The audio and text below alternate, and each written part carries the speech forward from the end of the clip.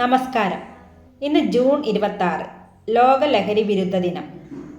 ആധുനിക സമൂഹത്തെ കാർന്നു തിന്നുകൊണ്ടിരിക്കുന്ന ലഹരി എന്ന വൻ വിപത്തിനെതിരെ രാജ്യാന്തര സമൂഹത്തെ ഉണർത്തുക എന്ന ലക്ഷ്യവുമായാണ് ഐക്യരാഷ്ട്ര സംഘടന 1987 മുതൽ ലോക ലഹരി വിരുദ്ധ ദിനമായി ആചരിച്ചു വരുന്നത്.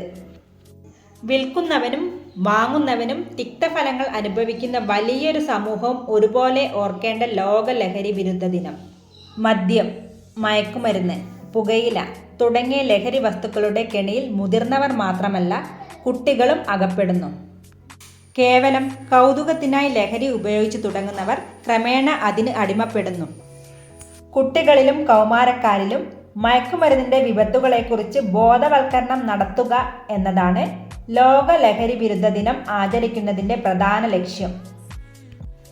വളർന്നു വരുന്ന തലമുറയെ ഇക്കാര്യത്തിൽ പ്രത്യേക ശ്രദ്ധ നൽകിക്കൊണ്ട് ലഹരി വിമുക്തമായ ഒരു സമൂഹം വാർത്തെടുക്കാൻ സാധിക്കണം.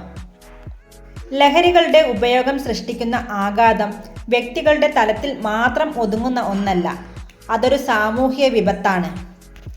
എന്താണ് മയക്കുമരുന്നുകൾ എന്ന് അറിയാനോ അല്ലെങ്കിൽ ഒരു തവണ ഉപയോഗിച്ചിട്ട് നിർത്താമെന്ന് കരുതിയോ ലഹരി ഉപയോഗം തുടങ്ങുകയാണെങ്കിൽ ഓർക്കുക, ലഹരി തിരിച്ചു വരാനാകാത്ത വിധം നമ്മളെ കീഴ്പ്പെടുത്തി കളയും.